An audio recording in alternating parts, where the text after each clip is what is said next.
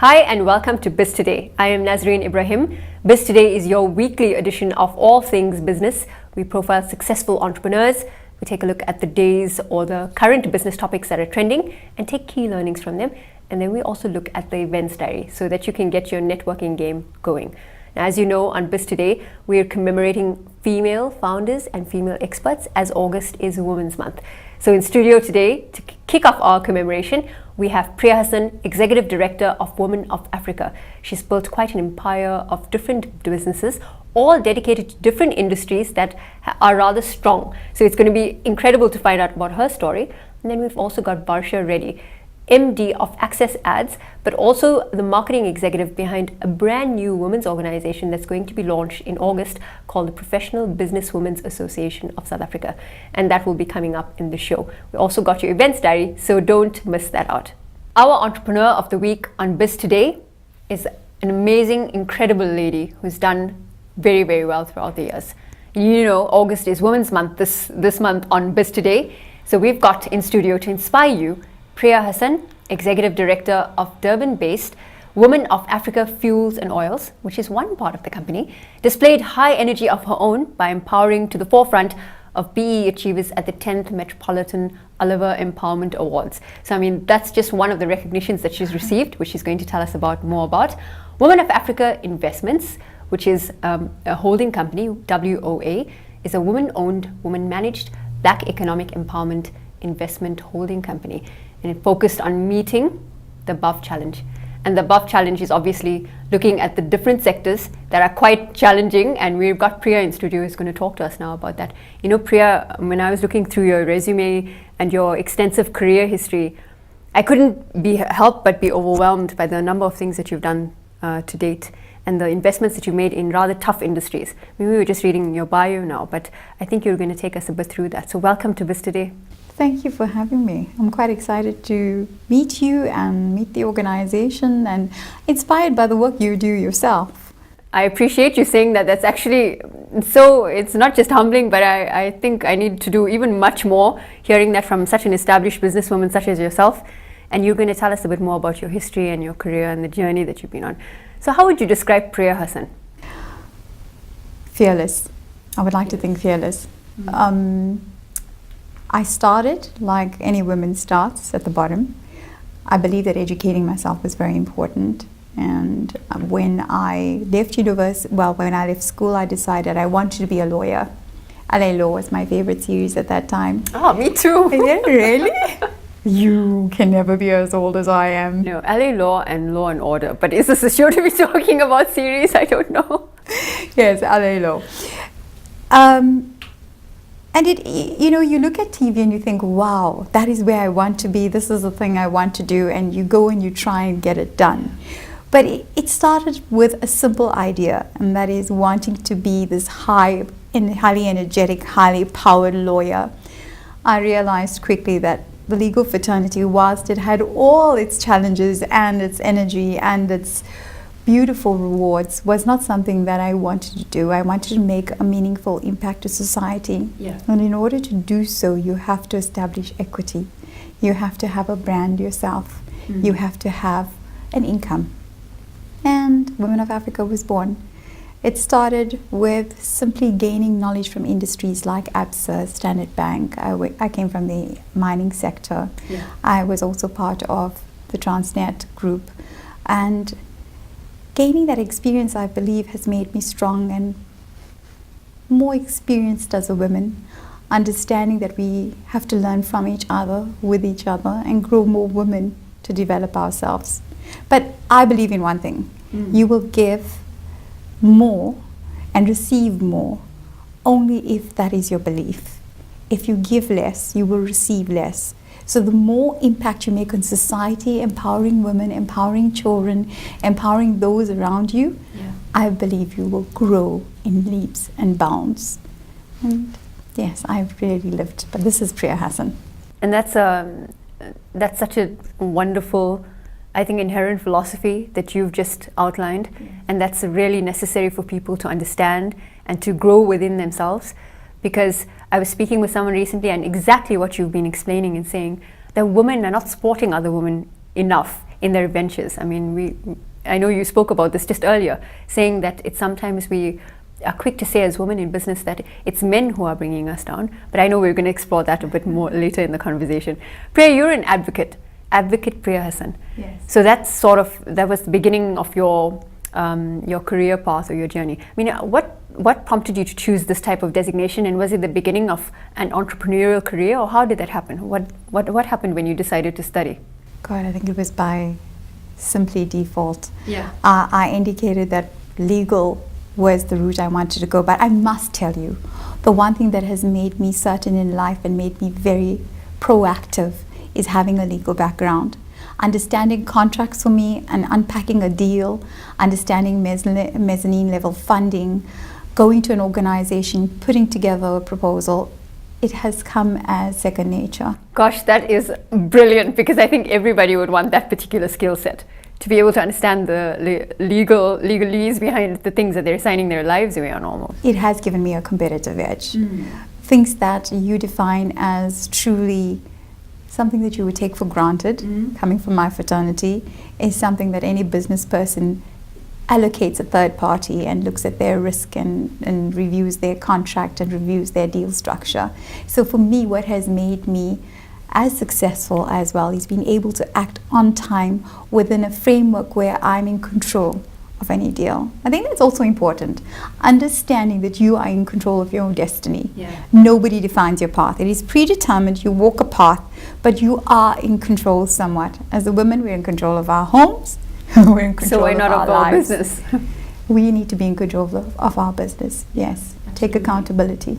You're watching BizToday, and we've got Entrepreneur of the Week, Pria Hassan, in studio, who's inspiring us with her story. August is Women's Month, so for the rest of this month, you'll be meeting and learning about the stories of very inspirational women. And Priya, you know, I'm listening to your story now and also wondering at which point, because there's a point in anyone's career journey or career path where they're understanding that I want to now own my time, and I don't want to have to build somebody else's dream. So at which point did you say to yourself, I'm ready to do this, and I also want to build my own dream but also inspire others? I think it started in 2001. Yeah. I woke up one morning and my home was broken into and my nanny was murdered in my home. It was a time in my life where I realized that if I wanted to be able to have a family, I had to ensure that I gave them the same values that I had. You know, we grew up with our mums. They inspired us, they motivated us. They've actually created who we are today, right? Yeah. We try to be these business women, and at the same time we try and develop communities and we try and develop children and women. And in that way, we somehow forget about our children.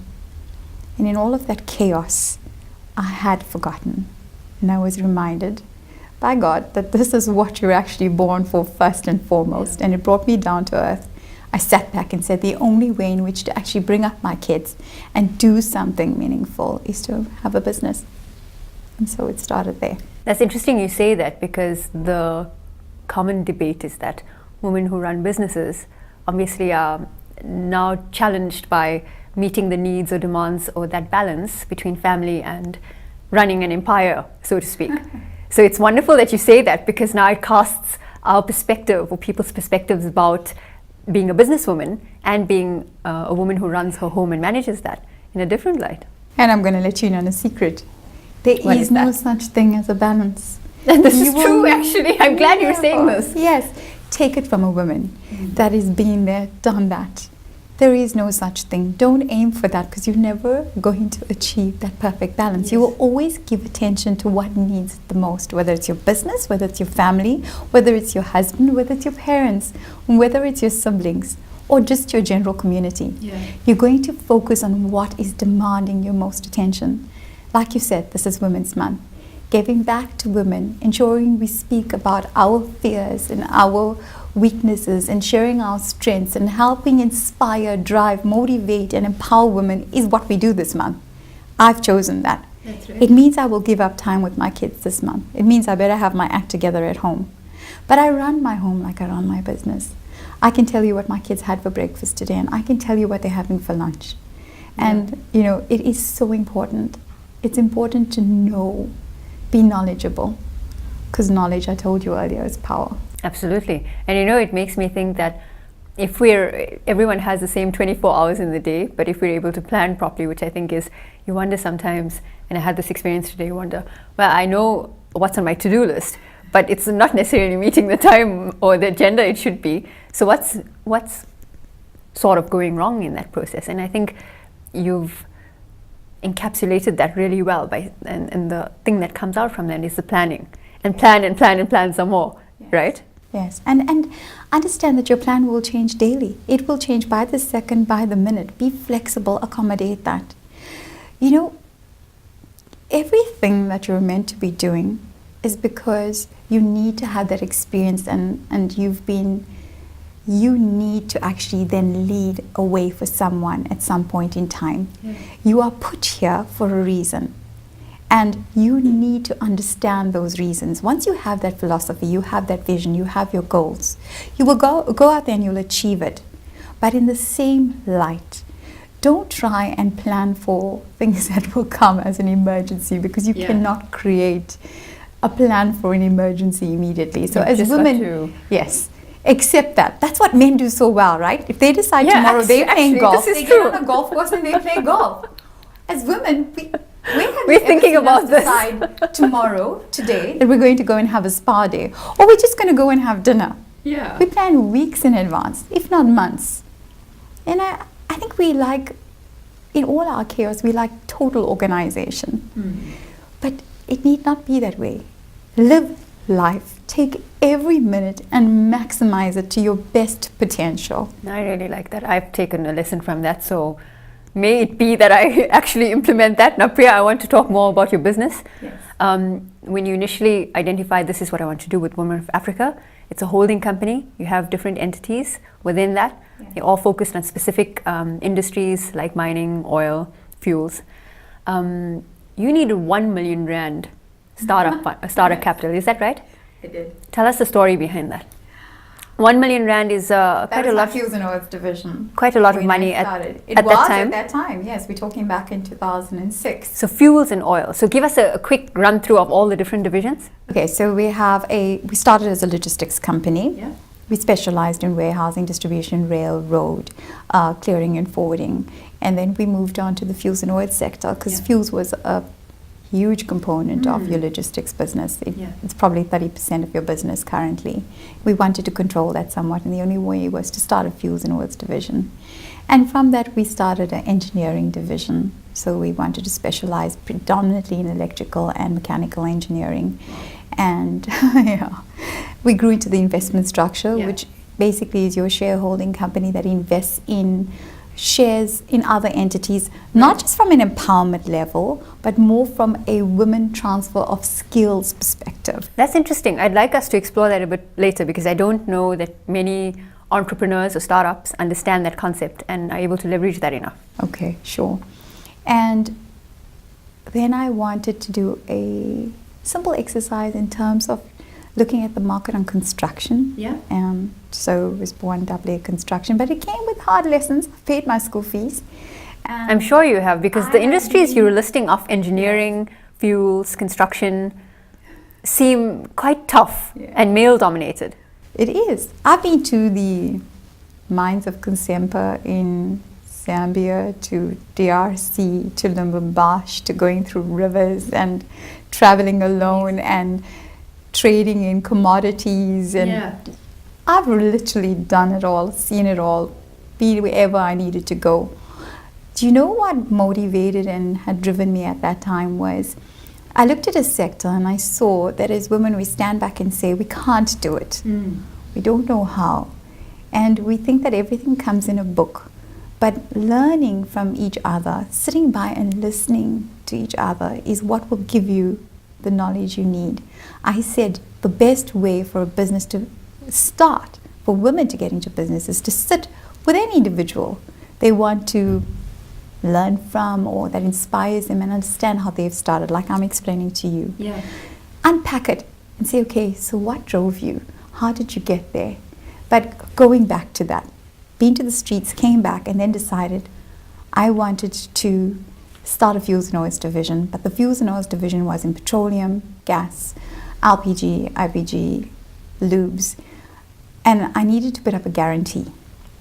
I went to my bank and my bank declined me, and I called the bank and they didn't know me, and I called. They declined you, which is the I think everybody's common story. They declined you, but from what I know, you said to them, well, I'd like you to keep declining me because this is what I'm going to do.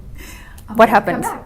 And I went back, and I went back, and I went back. And you went back. And I went back. And that's what business is about, right? Knocking on those doors and knocking on those doors till somebody opens it. Right. And that's all you need is a slight opening, and you get in there and people will bank you. They bank your energy. They bank your motivation, your drive, apart from just a business plan. Because don't be mistaken, you need a very good business plan. And the numbers need to be in order, right? It has to be. You need a sound idea. You need to project that. I went back and I said to the bank, which was ABSA at the time, and it still is ABSA. Yeah. You don't know me, but I know you. You don't know my business, but I know yours, and you're going to bank me. And I was lucky because the man that answered that phone at that time called me, came to Durban, understood my business, and banked me. That's an incredible story because I think people's idea around funding, and we had a focus on funding in July, and covered some of the different challenges that people face, particularly startups who may not necessarily have the experience, and in most instances don't have the collateral to be able to go to a bank and say, yes, can you back me because I've got skin in the game, so to speak, and let's do this. But it's not about standard, ordinary funding. It's about entities like your CEDA, your Small Enterprise Development Agency, going to them, understanding them, Trade Investment KwaZulu-Natal. They give you access to funding. You have various entrepreneurial chambers here, from your Shanduka Black Umbrellas to your ABSA Entrepreneurs Division that fund small scale businesses, as well as national opportunities. You need to know these entities. You need to get to know the people behind those desks. Again, the knowledge is power. Yes, go and approach them. Nothing will stop you. Nothing should stop you. And it's not your traditional funding these days. Let's be honest, because that's very expensive. Yeah. It is your non-traditional approach to business that's going to best work for you. And also identifying those opportunities, which you can, I think, a lot of collaborative opportunities. Yes, and collaboration must come from other women as well. It's organizations like like the Business Women's Association, which is a big part of my life. Women in Energy South Africa. All of those energies, proudly South Africa. You need to network, get to know other women in business, and promote your brand, talk about it, access their network, leverage that. It is simply not about just going to a bank. What I'm hearing from you quite a lot is that women now need to understand, number one, knowledge is power.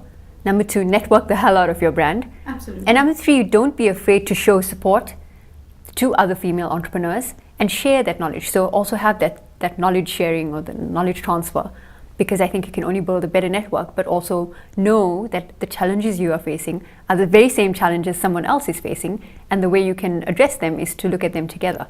So have that pool of shared knowledge. You summarized that very well. Suffice for one thing. The fourth is be prepared to have a corporate social responsibility plan. It's not just a written plan. It must take your heart, it must take your soul, it must take your spirit, it must take your commitment. I promise you, the universe is very strange in that way. As much as you put into it is as much as I told you will get out of it. That's right. So don't get into business just because you want to make a profit. That's right.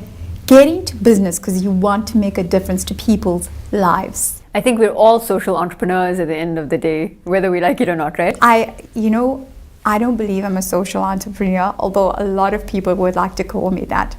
A huge chunk of me says these days I spend 60% on my charitable functions and 40% of my time on my business. And it gives me a great sense of satisfaction. It's not about, like I said, it's not about the profits, but it is a reality that at the end of the day you are measured by what you leave as a legacy in your name, not by what's in your bank account. People will remember how you made them feel, not necessarily What you did. What you did. Or what you said. Absolutely correct. Priya, you identified, your holding company has different entities, and they're in particular industries like pharmaceuticals, mining, engineering. How did you identify these particular industries and thought these would be good to invest in? The pharmaceutical business is a new business to us. Right. We have not developed and grown it the way we've liked to. We started by default. Our corporate social responsibility plan included bringing in kits to test for tuberculosis, HIV, and That's across Africa, right? yes, that's how we actually started the business. But I have not paid 100% attention to grow that brand in the way in which I want to yet. Yes. And that is my next focus in the next 12 months. It's what I need to do. But we have all the partnerships, and we have all the products, and we have all the branding, and we have all the licensing we need. Which is brilliant, because I think those are the key elements you needed to get that business up and running in any event. But it will be in Africa as opposed to South Africa, because I know that that's where the future is. Absolutely, well. of course. And the other industries, what I think, Tim, I know we're sort of laboring on this point slightly, but what interested you particularly in those? Because we mentioned earlier, we talked about how male-dominated and tough and driven these industries are. And so as a woman, I mean, you decided, I'm going to acquire every bit of knowledge I can and maneuver my way. And I'm sure it must not have been easy. Nothing that is worth fighting for is ever easy. So, was it just about I wanted to acquire knowledge? No, I think it must pique your interest. It must make you excited. Yeah. It must make you want to learn more. If it's not, then it's not really something you should explore. So, and it's each one for themselves. Yeah. You know, what may make me passionate may not necessarily drive you. And I discovered very fast and furious that those are the sectors that I wanted to be in. Whether it was just because men were in it or not is another thing.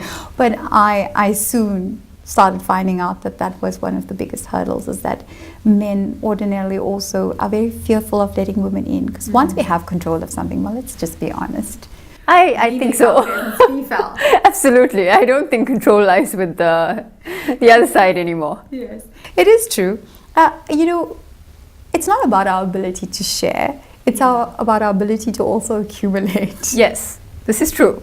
Right? Just like we like collecting little items of jewelry, we like to collect in terms of accolades. Yeah. You know, when I look at it and I think about it, the processes that we've exposed ourselves to as women of Africa, all these beautiful recognitions and rewards from most influential women to being defined as Ernst & Young's most exceptional entrepreneurs, finalists in that category, and all these beautiful rewards that came with it.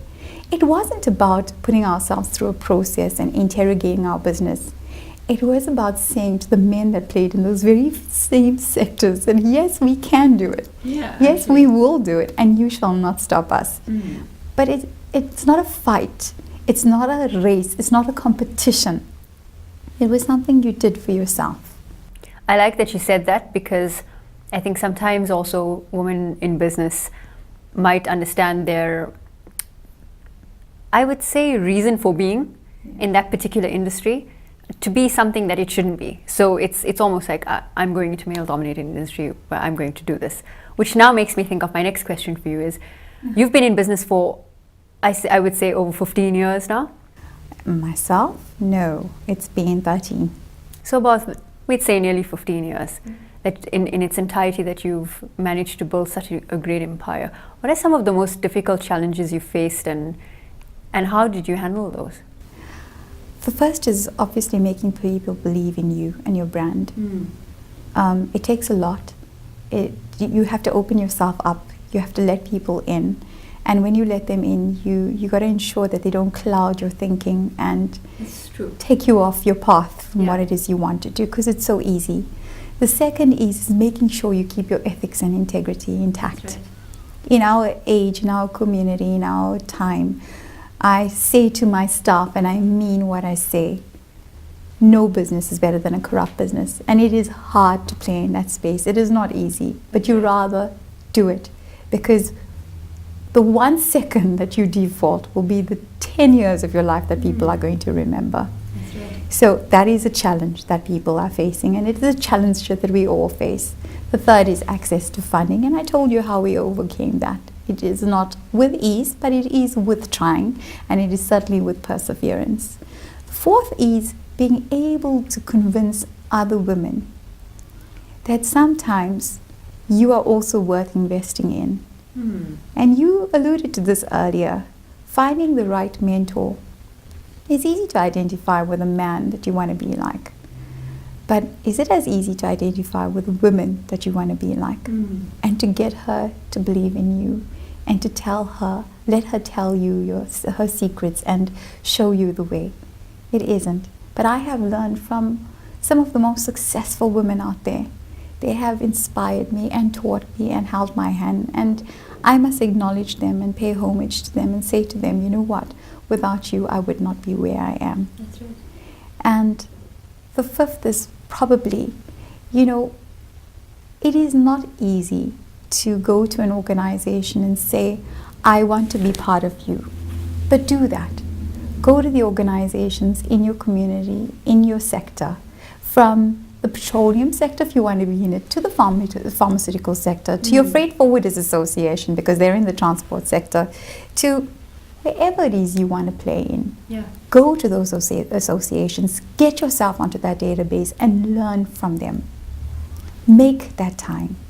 And finally, I'm going to say the other challenge, and it's always going to remain a challenge, is finding that balance.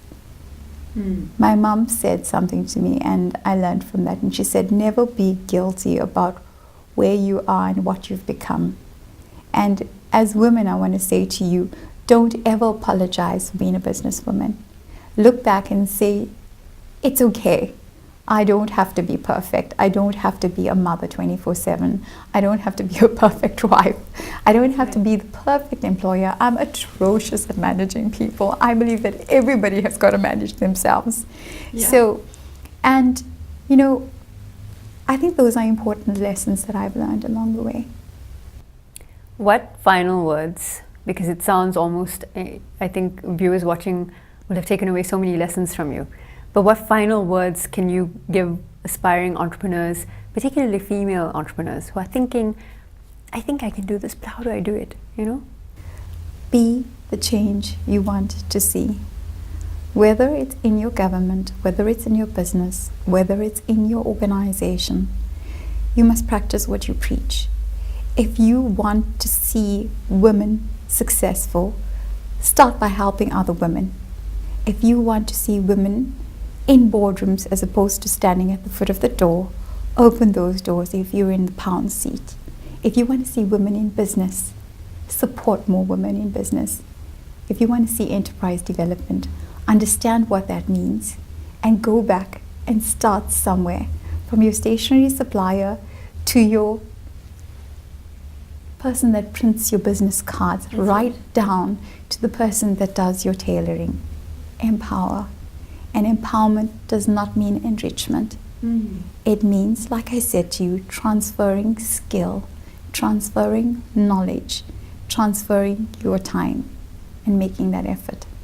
And that's incredible. So I think we can rewrite the saying, if you want something done, get a busy person to do it. Maybe if you want something done, get a female entrepreneur to do it.